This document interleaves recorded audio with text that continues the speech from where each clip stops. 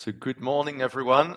Very chuffed to receive Sameer Singh today to talk about marketplaces. Within marketplaces, talking about B2B, which is that all the buzz is about B2B these days. So Sameer, your venture partners at Speed Invest, you're also marketplace guru and have a special focus on network effects, flywheel, and all that good stuff. So maybe why don't you introduce yourself and tell us how you came to working on these network effects, what attracted you to that space as well? Sure, sounds good. The short version is I basically do three things. The first is, as you pointed out, I'm a bit of a network effects nerd, so I spend some time writing about them. I teach a course about them on Reforge. That's maybe 10% of my time. The rest is distributed between the Atomico Angel program, and I Mm. angel invest out of there, and my venture partner role at Speed Invest.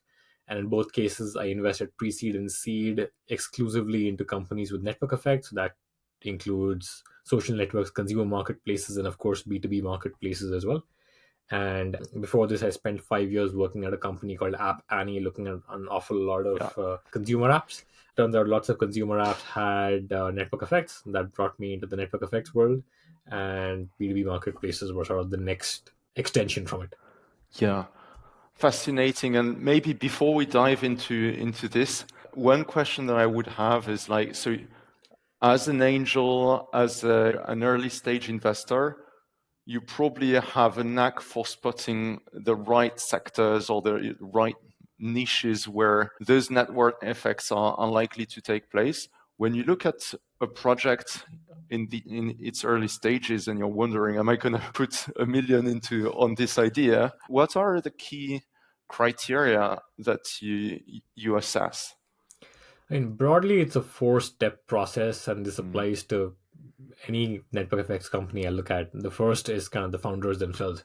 What's their personal Mm. relationship with the problem? And like, building a company is a tough emotional challenge, as you would probably appreciate.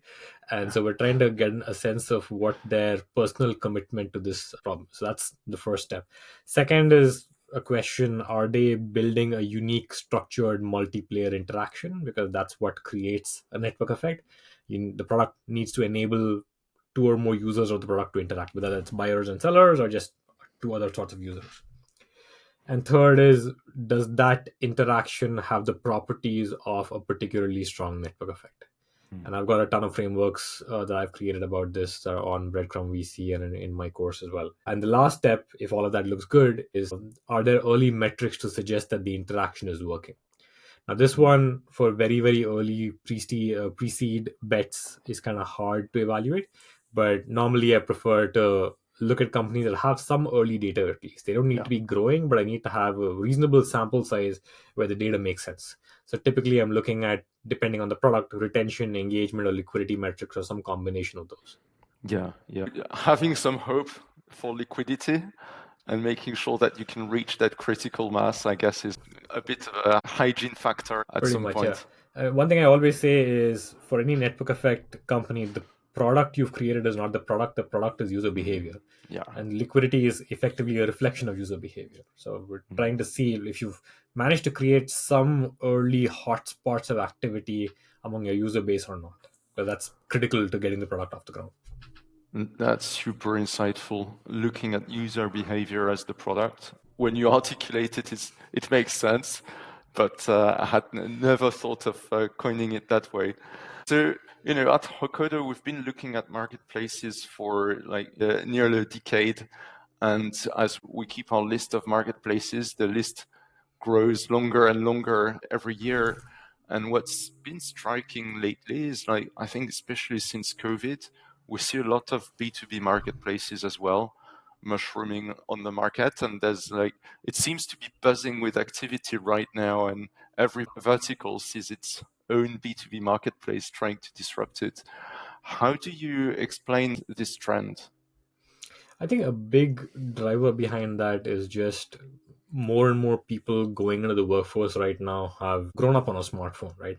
So most of Mm. their day-to-day experiences needs, there's an app for that. There's a marketplace or there's a network where they get those things done. You want to order food, you get Deliveroo. You want to ride, you go to Uber. You want to book a stay, you go to Airbnb. And so they're used to having great experiences. But then some of them go into these legacy industries, and it's like we're back in the 80s. With blue Uh, screens. and so I think there's an awful lot of frustration at the way some of these verticals operate and move and how slow they move. And I think that might be the impetus for a lot of the activity in the space. Yeah. Yeah. And clearly, sometimes when you go, especially in B2B, you see some operators, on the phone looking like those AS400 interfaces, and it's like still a bit outdated. There was this fascinating survey that McKinsey did during COVID Mhm. that showed that more than 70% of B2B buyers now are people that are millennials or younger. And as you say, like, it's people who have had a mobile phone for all their professional lives. And like, how would you cope with something that is completely clunky when you're at work and you have this one-click experience when you're at home? Anything else where you see some exciting categories or places where you're expecting disruption to arrive? I'm probably not an expert on that. Generally, what I try and do is Mm. I try and stay away from the problem specifically, because I feel that sometimes investors fall in love with certain spaces, and we don't know enough Yeah. about those problem spaces to fall in love with them. The Mm. founders are the ones who are closer to the problem. So I'm very, very careful to stay away from A, trends, B, the problem space, and evaluate the network effect potential when the idea is brought to me. That way, I'm not making silly mistakes because I fell in love with a problem that isn't actually a real problem, Yeah, or the yeah, problem's not big enough. yeah.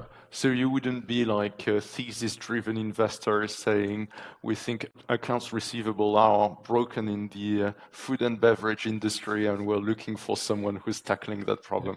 And a vertical thesis, no, I would never do Yeah, that. A horizontal thesis, yes. Like I yeah, have a sense of what properties I'm looking for in the mm, network, which would yeah, either A, make it work, or B, make it dead on arrival, right? yeah, And that's really what I'm trying to evaluate. yeah. So moving back to what you mentioned earlier and this whole topic of critical mass, in the joint marketplace report that we wrote, your chapter focuses a lot on critical mass. Could you explain a bit for the audience what you mean by Sure. critical mass and how to attain it? Sure. I mean, the basic issue that most marketplaces have on day Mm. zero is you have no supply. You can't get a buyer because you have no supply. You can't get a supplier because you don't have a buyer, right? Chicken and You egg. have the chicken and egg problem. You have to hack your way to a minimum viable marketplace to be able to break out Mm. of this, to have both enough buyers and sellers. So that point is called critical mass. And then that's Mm. just getting to that point initially. Once you have it, you have to maintain it as well, which is no less of a challenge. And that's hard enough for most marketplaces. There's specific approaches I've outlined as to how marketplaces can get there. But B2B marketplaces have an added issue in that often most B2B acquisition channels are direct sales, right? You email someone, you get on a call with them, you go through a procurement process, and eventually you get on board them Yeah. as a customer, whether buyer or seller. If you have direct sales on both sides of your marketplace, like given the length of those sales cycles, the odds of you achieving critical mass or maintaining it, even if you manage to achieve it, are extremely small. Mm. Like that just inherently increases the amount of complexity you have in a marketplace. And so when a Right. lot of B2B marketplaces go down that route, at least when they're venture funded, they tend to not be very successful.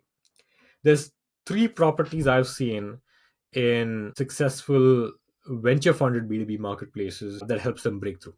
One is you have what I call scalable acquisition on the demand side, meaning they behave like consumers. So let's say you take Alibaba, a buyer on Alibaba is going to discover it like it's Amazon, going to browse around like it's Amazon, going to make an online purchase like it's Amazon. There's no direct sales involved on that side. You might do paid marketing, you might do SEO, but those acquisition channels are by definition scalable. That's one bucket. The second bucket is what I would call virality, where the workflow and the tools embedded on your marketplace are so great and they solve such a big problem that when you onboard suppliers, they onboard their existing buyers because they want to transact with them here. Yeah. Or it could work the other way as well.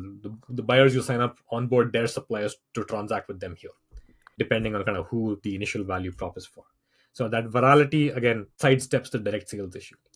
The third scenario is when you have what I call side switching, where you go use direct sales to acquire one customer, and that customer can both buy and sell on your marketplace. They play Mm. a dual role. And so that way, as you keep onboarding buyers and sellers, they're just sort of interacting with each other. And the barrier to critical mass tends to be a whole lot lower because they're playing both roles. So ACV auctions is a good example of that. And in that case, not every customer needs to be both buyer or seller, but a healthy percentage needs to be able to do that to be able to get your marketplace off the ground and keep it up there. Yeah. So when I think of the marketplaces I've interacted with over the years, I'd say the first two factors, scalable acquisition channel and virality, I think they're very, very common for those that reach that escape velocity. The third one, sales switching, is a bit more scarce, don't you find? It is. I mean, it tends to be very specific to marketplaces that have some element of resale. Yeah, yeah, So I've seen marketplaces that are involved in the resale of construction equipment or like yeah. farming equipment. That's where you see it Mm, as well. So it's in very niche spaces. yeah, yeah. But yeah, depending on where you fit in the supply chain, I guess you can have people playing both Yeah. roles. Now, another case I've seen is when you have distributors who play a role on the marketplace. Yeah. And so often they are both buying and selling. So I've got one marketplace in my portfolio called Farmland, which essentially connects for large farmers and allows them to sell produce to distributors or retailers, stuff like that. And the retailers often end up playing both sides because sometimes Mm, distributors yeah, operate yeah, yeah. multiple large farms, or they're the distribution partner for them. So they are Yes. selling that produce to the retail or wholesaler. That's a very good example. And now that I think of it, we work with some marketplaces that connect farmers to wholesalers that then sell to other wholesalers that sell to retailers. Yeah. And yeah. There you can totally have that. And a bit back to what you were saying before, like you have those different concepts that you use, like critical mass, network effects, liquidity. How do you then move from critical mass to network effect, and how does that relate to liquidity? I mean, they're all very interrelated concepts. So if I start with the Mhm. network effect, a network effect exists when adding a user increases the value of the product for all users. Yeah, So by definition, a marketplace, if you have a functioning marketplace, you have a network effect. yeah. If you have a functioning social network, you have a network effect. And liquidity essentially is the point after you have critical mass, right? Mm. And that basically is the point when network effects are a reality and not just a concept. For example, I could say I'm starting a B2B marketplace today. I have no buyers, no sellers. In theory, I would have a network effect down the line. I don't have one today. Yeah, And let's say I go and manage to onboard 10 buyers, 10 sellers, and they're transacting with each other every single day. And as I add a new seller after that, it makes it easier to attract buyers and vice versa. Then liquidity has kicked in. I've got critical mass. Network effects have kicked in. So they're yeah, all sort of interrelated concepts. yeah. There's another one that we really love at Hokodo, and I find it quite specific to B2B, and to us, it's kind of indicator of the health of the marketplace, and therefore also of how much trust is going to be built over time. It's the amount of repeat that you see, because especially like take in B2C, for instance, I might only buy a pair of sneakers Mm-hmm. once on the sneakers marketplace or Mm-hmm. whatever. Whereas in B2B, if I found something that's useful for my procurement, I might go back 10 times per month or Mm-hmm. even more. So is this kind of stickiness of the marketplace, is this something that you also look at? I mean, it's one of the key liquidity metrics. So once you start Mm, going to the point where liquidity as a concept, now you need to measure it. There's yeah. a whole bunch of metrics there, frankly, that you could measure: search to fill, utilization rate, core action frequency, retention Mm, is among them. yeah. But you also need to be a bit careful with retention because it tends to vary widely by value proposition, even within B2B marketplaces. So, for example, let's say you're looking at a marketplace that does produce, like farmland, right? Yeah. Produce tends to be seasonal. So Yeah. there's some produce Absolutely. that's you got apple season, you've got orange season, and if you're measuring retention of, let's say, buyers who buy apples, and let's say quarter on quarter retention is low, you need to figure out if the next quarter was an apple season or not. Yeah. And so Yeah. it's possible that you have two Apple seasons in a year. So you would look at retention over a period of 2 quarters or annual retention instead of over a period of, let's say, a month or so. But if it's a high frequency marketplace where people are transacting like twice a month or twice a week, then you could look at monthly retention, weekly retention. So Yeah. the frequency of it kind of depends on the value proposition. So Yeah. that's where people tend to mix it up quite a bit, because if you're using a frequency that doesn't fit the marketplace, you're not getting the right to, you're not measuring what you think you're measuring. Yeah. Yeah. As a financial services provider, I really like those that have those recurring transactions, because imagine if you've got a marketplace in food and bev with restaurants procuring from suppliers. If it works well, the restaurant's going to be procuring 20, 26 Yeah. times per month. Yeah. And then you can see the payments behavior Yeah. and you can see the trust Yeah. increasing. I mean, provided that they're not transacting with the same supplier every single time. That then opens Yes. up a whole different can of worms. If they're transacting frequently with a different supplier every single time, like that's the best case scenario. The can of worms that it opens, I guess, is the one of marketplace bypass and the risk that once you've identified a very good supplier for your business, you're like, let's go off platform and avoid the commission. I mean, that's the big hairy problem that a lot of marketplaces tend to grapple with. Yeah, maybe that's a good segue into, because like for a marketplace to be sustainable, you need to retain your users on the platform and provide a value that is superior to the value of bypassing and avoiding the commission.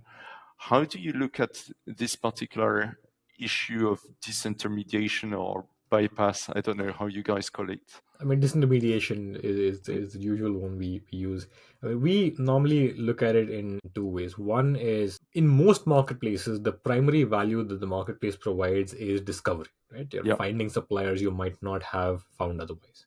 Mm. And so, if the value proposition is crafted such that it is either more convenient for a buyer or it's a better experience for them to go to a new supplier every time, then disintermediation can't happen, because then Yeah. there's no incentive to go to the same supplier again. So if you're Uber, there's no reason for you to go want the same driver again, because you just want the driver who comes to you quickest.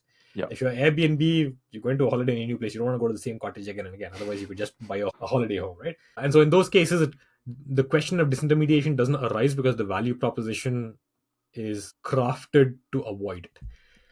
When that doesn't exist, when there's a certain set of suppliers you transact with every single time, that's when it becomes problematic. You can call these monogamous transactions.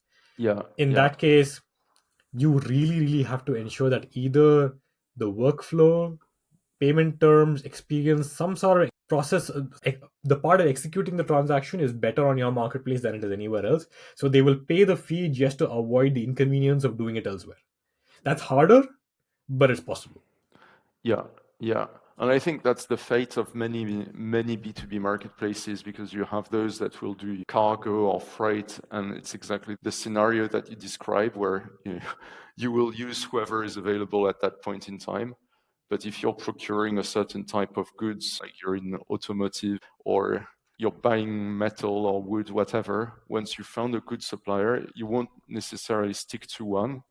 But in B2B, you have that kind of long-lasting relationship that exists in certain sectors, where once you found a good supplier, you've negotiated, customized whatever it was that they were producing for you, then it's really hard to change that relationship. That become, and also businesses, I guess, are far more bottom line sensitive than the average consumer is.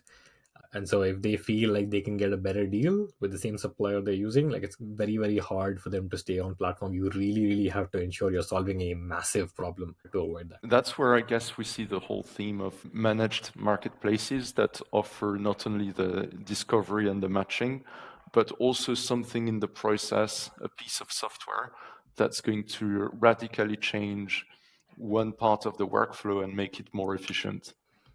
Now, I don't call those managed marketplaces. I mean, to me, those are just a workflow embedded in the marketplace. To me, a Yeah, managed marketplace is much more where the marketplace is doing more hand holding on the transaction, right. like taking on additional costs. Yeah, So that could be things like verification, logistics, something that the marketplace is taking on from the buyers or sellers to make the process easier for them. That can help in some Yeah. cases, but again, it comes down to how big of a value add is that. Is it enough that it avoids the issue of disintermediation, or are Yeah. they still very sensitive to the impact on the bottom line, and they're like, we can, this Yeah. is not as much of the cost structure, the commission is a bigger part. Yeah. Yeah. So that's To still, save 10%, I'm willing to do the logistics on my own.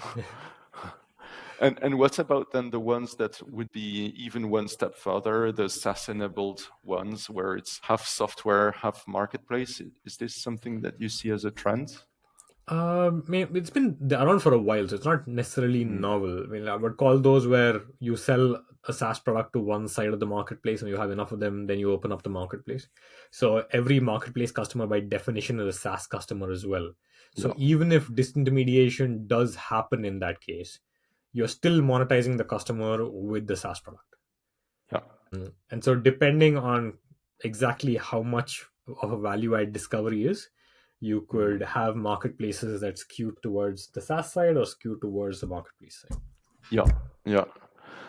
And then backtracking a little bit, when you think about how do I create that stickiness, avoid the disintermediation, how important is the checkout piece? And at that point, you have logistics, financial services, payments, making this happen on the platform. What's the role of the checkout in your view? It's pretty important. I mean, if you don't control the payment flow, it's a whole lot harder to avoid disintermediation. That's like a basic rule. So I see payments as almost the payment, owning the payment flow is a hygiene factor. Like, it has to be there if you want to have a functional marketplace. Without it, things are going to be challenging. Now, within that flow, obviously, it needs to not look scammy to ensure you have Yeah. enough trust on both sides of the Trust. marketplace. Yeah. But the more important part to me for B2B marketplace is payment terms, Yeah. because that tends to be the big factor that is a card you have to play against disintermediation. Often for a lot of these smaller SMEs, like, financing terms are hard. It's really, they're usually disadvantaged, either the buyer or seller, depending on the marketplace. So either they're waiting forever to get their payments, or they have to pay upfront, and then they kind of working capital issue. So if you can provide payment terms on the marketplace, that tends to be a big incentive for them to stay on, Yeah. provided they don't have other alternatives. Yeah. And that is so true, especially in B2B, where as a buyer, you're used to getting payment terms, then it's going to be very hard to migrate to a marketplace if it doesn't give you access to those terms. Yes, that's in the situation when it's available externally as well. In that case, it's a hygiene factor. Then, like, if you Yeah. don't have it, you don't have a functional marketplace. Won't necessarily avoid disintermediation. Where it really helps is in situations where either buyers or sellers can't get good payment terms, and you are offering it via your marketplace. And of course, you've got to Yeah. have a partner that is willing to take that credit risk. It's a big unlock. Yeah. Yeah. Absolutely. We did a survey a few months ago of like a few hundred companies in Europe, and 3/4 of them would say they wouldn't consider a merchant if that merchant or marketplace was not able to offer payment terms. So it really shows how much of a hygiene factor it can be in B2B. Yeah. Now, this campaign that we launched together is all about understanding the secrets behind successful B2B marketplaces. Taking a step back with your own marketplace guru hat, what are some of the other secrets that we haven't touched upon? What is a quirk that you found to be quite specific in the past? Whew, it's hard to give a general answer because each B2B marketplace is so different. Yeah. And so the three things that I mentioned, they definitely apply. I've also seen the process of building liquidity on a marketplace, especially a B2B marketplace, is exceptionally important. And sometimes I've seen founders go, hey, we are going to spend all our time acquiring suppliers for the next year, Yeah. and then then after that we'll go after the buy side and figure out how that works. Generally tends to not work that well, because you've ended up learning a lot about the supply side. You've learned nothing about what the demand side wants at that stage, apart from your own assumptions. And so what I always recommend is a process that I call laddering, where you just go and get your initial base of suppliers. It's probably not going to take you a year. If it's taking you a year, you're building the wrong market. It should take you weeks, at most months, to Yeah. get your initial base of suppliers, and that could be like 2 or 3 as well. And You leveraging those, get your initial base of demand, get your first transactions flowing, see what's working, what's not working. And once you have that first minimum viable marketplace, go ask your buyers what else, what other category of supplies would they want to buy, or what Yeah. other types of supply do they want to buy. Go on board those suppliers next. Once you have those suppliers, that probably helps you introduce new buyers to the system as well. So you just keep adding one step on top of the other, and you have to go back and forth again and again. You can't just put all your efforts on one side and then put all your efforts on the other. Yeah. So rapid iteration Yes. cycles with quick feedback loop. I think many founders tend to go through a tunnel, as you say, of like being a bit ashamed of their marketplace, and as you say, onboarding suppliers forever and then coming out very late and then finding out that they've been building the wrong thing. So yeah, that's a great insight. How did you call it? Laddering? Laddering. Yeah, yeah. Awesome. Well, Sameer, thank you so much for sharing some of your marketplace wisdom. Where can people find you if they want to continue that conversation, or if a founder wants to get your precious insights or backing? You can find me at Sameer at breadcrumb.vc if a founder wants to reach out to me. Or if you want to read something that I've written about marketplaces, you can see that at breadcrumb.vc, or just follow me on LinkedIn or Twitter. Thank you so much, Sameer. Thanks, Louis.